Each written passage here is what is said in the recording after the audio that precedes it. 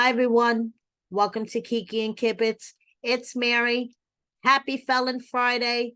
Welcome to today's edition of Love After Lockup, Life After Lockup, Love During Lockup, Word on the Street. So let's hop right in. Lots and lots of stuff going on this week. So I woke up this morning on this Felon Friday and I had one less tooth in my mouth. I had my tooth pulled yesterday. Finally, that chapter is closed. I'm a little miserable, but I'm happy. Not as happy as Abby, but I'm happy. It's Felon Friday, and of course, I called everyone on my list to remind them. So last week, Wackadoodle of the week, the nominees were Monique. There was no one in the club, but she still had to be rude. And Justine. Justine, you are growing on me, but girl, how could you want a house, double your budget, and you have a whole sports team full of kids, and you're a one-income household? But Monique, she narrowly beat Justine out for Wackadoodle of the week because we know that ultimately Monique is a Wackadoodle every time. So last week, Monique and Derek went out to the club. The club was completely empty except for the staff. And that wasn't even good enough for Monique because she was shooting those bottle girls looks. And now Derek has been advertising not one, but two 420 events, which he hosted last night. Now, I was trying to rack my brain for the longest time on how Derek, who is on parole, could host 420 events where people are smoking marijuana all around him. Because I know that people that are on parole or probation are usually not allowed to smoke marijuana. But it has been brought to my attention that in the state of Ohio, if you have a medical marijuana card, you are allowed to smoke while you are on probation, which means this is probably true if you are on parole. So I have a feeling that Mr. Derek may have a medical marijuana card. I don't have this confirmed, but if he is hosting not one, but two 420 events where there was people smoking all around him, puff, puff, pass, I'm assuming that Mr. Derek has permission or a medical marijuana card. That's the only explanation.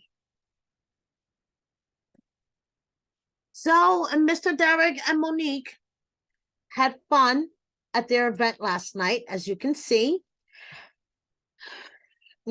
Derek and, Monique was hanging out. Good vibes, positive energy, whole lot of love, whole lot of fans. Derek seems to be feeling himself, living his best life. I'm glad they were able to make their events, but not the press day that their employer had scheduled for them and had to cancel their interviews an hour and a half before. So apparently, Monique is upset about her fellow co-workers, castmates talking about her. Apparently, she has gotten wind about her co-workers having her and Derek's name in their mouths. Well, apparently, she must be talking about my recaps. Go check out the special edition of Word on the Street I did earlier in the week because I felt a need to address this because several of the cast members that appeared on my recaps called me, DM'd me after they saw Monique's live Keep my name out of your mouth. Why is everybody talking about me? And they really didn't understand why Monique was stirring up unnecessary drama because they weren't talking about Monique during their interviews. Because it seems like Miss Monique doesn't understand terminology.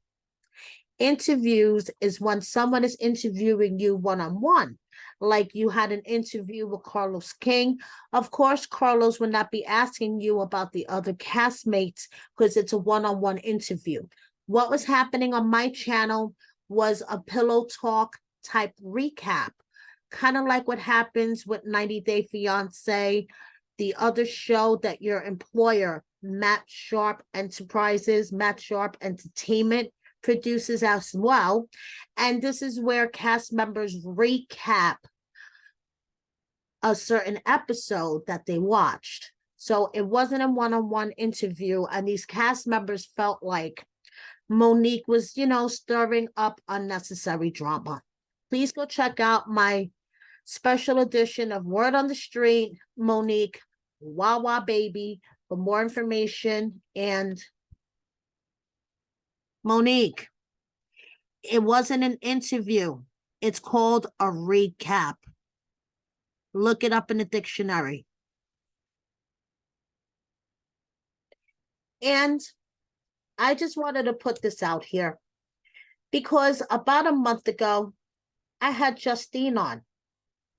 And this comment was put under Justine's recap. And I just wanted to say, did you guys ever think that Justine was trying to be, I don't know, classy? And she's new to the franchise. And this was the kind of drama she was trying to avoid. She was trying to avoid a live from Monique going, why is everybody talking about me? Because now I see comments that people think that Monique is referring to Justine. Justine is heavily pregnant. I'm sure she doesn't want this drama that people think that she's hating on Monique, and Monique is talking about her. Justine just spoke, and she just, recapped the episode with me. And yes, I would rather be friends with trash like Justine and Sarah and Lindsay and Amber and the rest than spend my money to interview Derek and Monique or be friends with trash like Derek and Monique, because to me, they are the epitome of trash. They have no respect for, not for nothing, to me, they have no respect for their fans. They want to charge their fans to come see them. They want to charge their fans for autographs. They want to charge for interviews. And I cannot wait until they fade off into the sunset. So, moving on to the real star of the Derek and Monique storyline, Elizabeth. So she went off last week after they appeared, and she had some things to say. And now that my jaw's starting to hurt, I'm just going to sit here for a moment and just go through her stories. So she started off by putting up Mary Pants' meme with the whipped cream on the robe even before the scene started. And now I'm just going to sit here and flip through Elizabeth's stories and just let you read because they're very enlightening, to say so. And as I said before, Elizabeth is the entertaining one out of this storyline, in my professional opinion. I love when she said, Derek, you're going to make me slap the fuck out of you.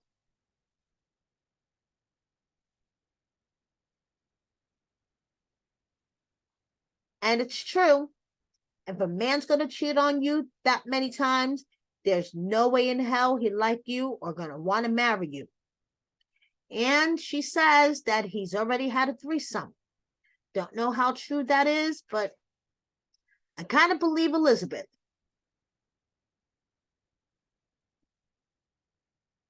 And according to Elizabeth, as she says, nobody's coming for Monique. And, they need to address their issues, which I've been saying from the get-go. The cheating and the 10 women and, the scamming and the money and all this other stuff. They need to address their issues and stop deflecting. So now we're going to move on to another crazy, crazy story that has been going on this week in Life After Lockup land. So Mocha, Mike's manager, is shot and killed, which it turns out to be his girlfriend's ex-boyfriend, who is the father of her children. Okay? Now, Mocha is going through it, and I'm going to do more research, and I'm going to write an article about this, guys, really, really soon. I just had my tooth pulled, lots of things going on in my life, but I'm going to sit down and I'm going to do research about this. Mocha changed his Instagram profile. It's Ladies Love Mocha, but now the heart is broken. He's asking for motivational speeches. Okay? Now, yesterday, Mocha posted this to his stories, and it's starting to sound like people are disconnecting themselves from him. In the middle, Mocha says, he will be married by next year. For my future Mrs. Birch, all I ask is that you never lie to me. And this was, music was playing in the background. This track will be our money dance after we tie the knot. Just letting the world know I will be cutting of, which I think he meant off, 99% of women who even was interested in me. I am in a very happy place. For someone that was just involved in a shooting, not even 2 weeks ago, I don't know why he would be worried about women. I mean, then you see here, he's talking about posting pics of women and going solo, and I just don't understand it. Okay? But everybody deals with things their own way. But like I said, I want to do more research, and I want to write my article and present it to you guys. So Mocha also posted this story. Sometimes God takes you on a journey you didn't know you needed to bring you everything you ever wanted. Trust the plan. From what I understand, Mocha also posted that he was still going to Turkey. And right before I was going to record this video, I took one last look on the gram, and Mocha posted this to his story. He is beating the crap out of a punching bag. Don't know what any of this stuff means, but I'm going to do my own independent research and get back to you guys. Now, one thing you guys do have to look forward to, my live will be on Sunday night this week, because tomorrow night my niece is doing her communion tomorrow evening. So I will be going live Sunday night at 9 p.m. East Coast time, 6 p.m. West Coast time. And guess who will my co-host be this weekend? Mr. Montana Mills himself. So please drop me any questions that you might have for him. Send them to my DMs, drop them here, or even better, show up to my live Sunday night, guys. Okay, this week only, because my little niece has her communion tomorrow and her TT Mary has to be there. So Sunday night, 9 p.m. East Coast time, 6 p.m. West Coast time, Mr. Montana Mills will be my co-host. And he's hanging out with his brother hanging out with his children, and loving on his wife. So please drop your questions for him. And Anne, one thing about Anne, she is always supporting her family. Happy anniversary, Anne. She is supporting her little brother's clothing brand, and she is always supporting her brother Mike. So now, moving on to one of my favorite new couples, Heiress and Cam. Okay, so happy birthday to Cam's granny. And we have Cam's sister wishing happy birthday to Granny. So happy birthday, Queen Granny. And so Aris held a question and answer session on the gram. And here's some of her answers. She gets along with Cam's sisters. They're her sisters. Her family loves her hubby. Her due date is early August. One of you guys asked me to find out her due date. So here we go. Even more specifically, August 6th, guys. And she posted her baby registry, her Amazon baby registry. So here we go. August 6th is her due date. And first trimester, she was sick every day. Second trimester, it's okay.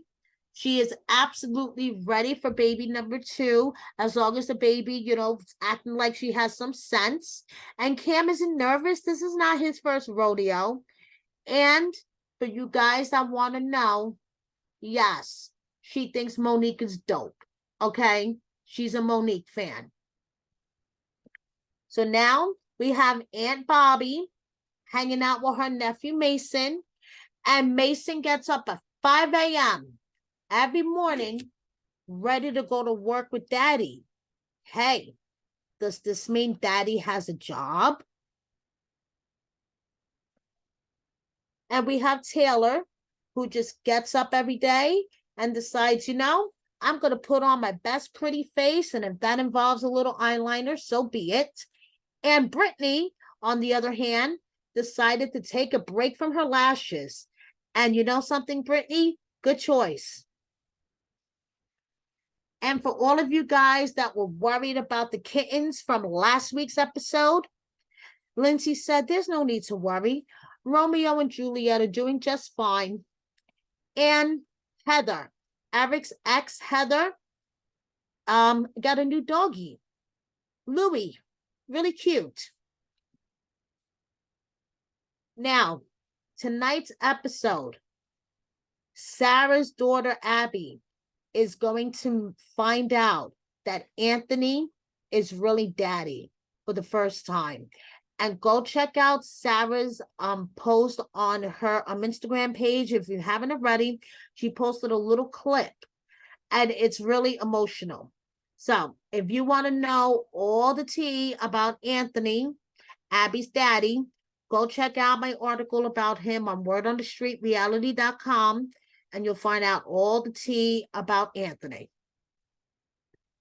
Good news. Lizzie, about a month ago, she announced that they have found a pea-sized cyst in her breast that was possibly cancerous. She was really worried about it. Guess what? It's not cancerous. She's cancer-free. Thank God. Everything's going to be fine. And in other news, yes, he's single. And last weekend, he celebrated his birthday weekend in my city, New York City, with his friends, Emily and Gabby.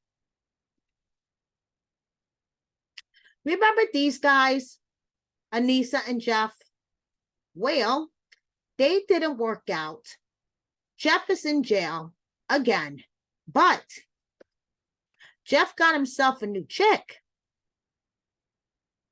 But judging from these comments, it doesn't look like it's going to last long. hopefully love will prevail, but Jeff's past seems to be catching up with him, and people don't think that love will prevail. But hey, you never know. Everybody deserves love, and I'm really hoping that this girl is just another page in his book, but Jeff's history, it seems to precede him. And of course, it wouldn't be an edition of Word on the Street without Mandy and Maurice. Check this out. Mandy is going to buy a car, a brand new car in all cash.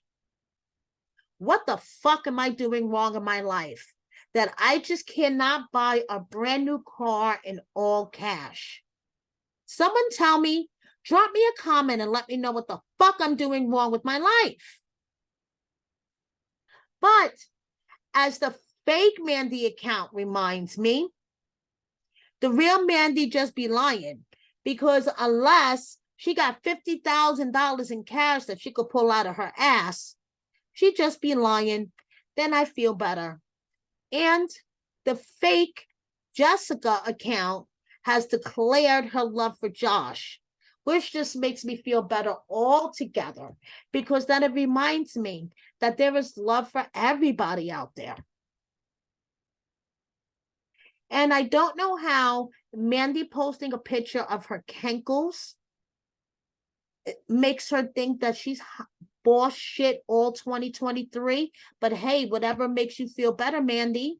And of course, it wouldn't be Word on the Street without Shane and Lacey. And hey, why not post a picture of Lacey's ass on your story, John?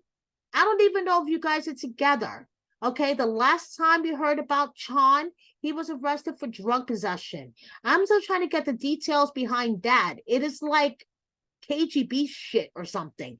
But don't worry, I haven't forgotten. It is on my list, and I will get the details and bring it to you guys. But hey, I think Lacey took over John's account and just randomly decided to post a picture of her ass. And don't forget, she has an OnlyFans.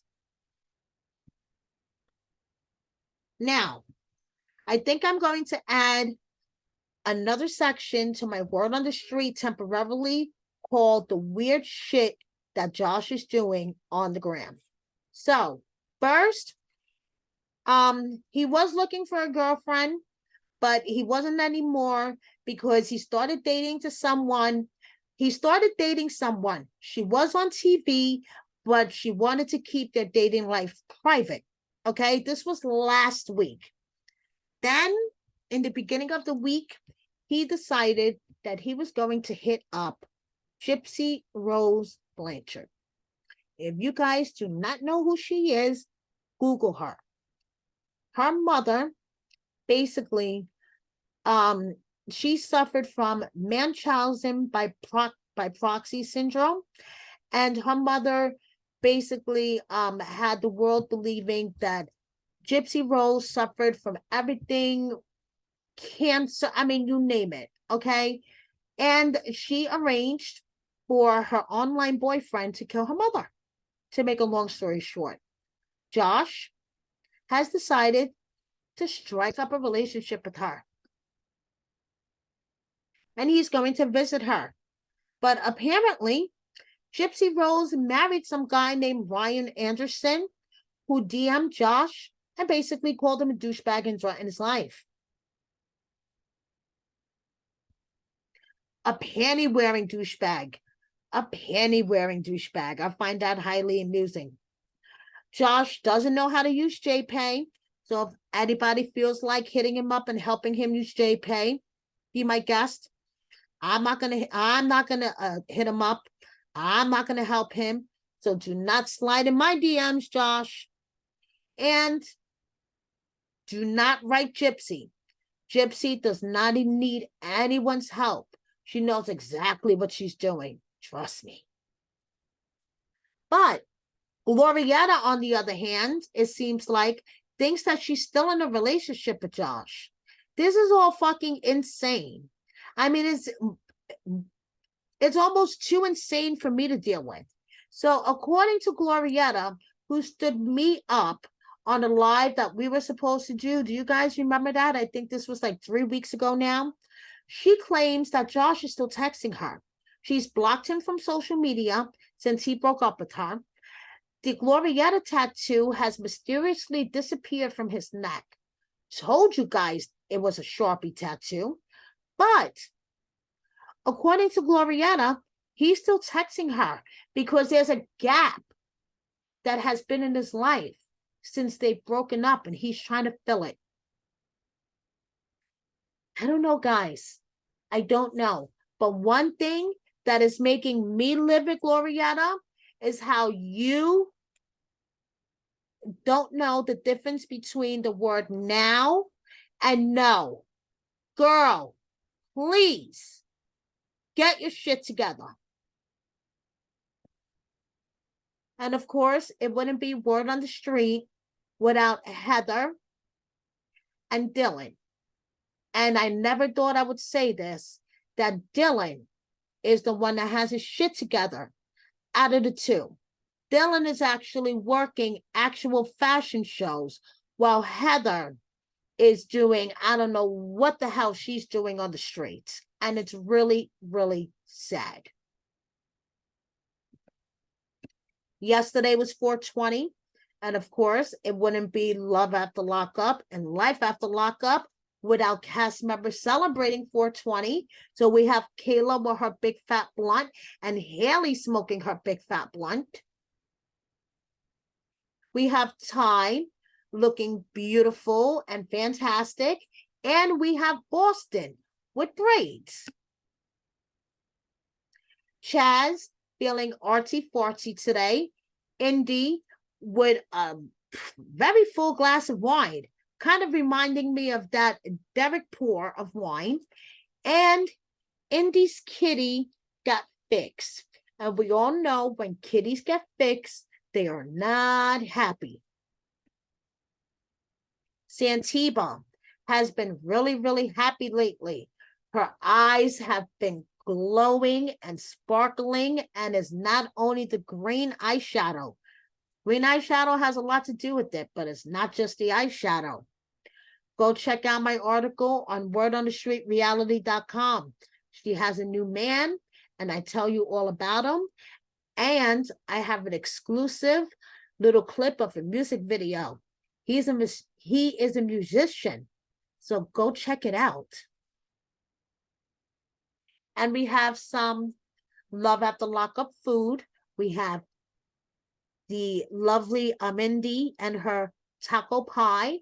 And Garrett gets served breakfast in bed. And let me tell you, Garrett, you are one lucky dude. And Indy, this taco pie thingy looks so good. I don't know. Maybe I'm just hungry.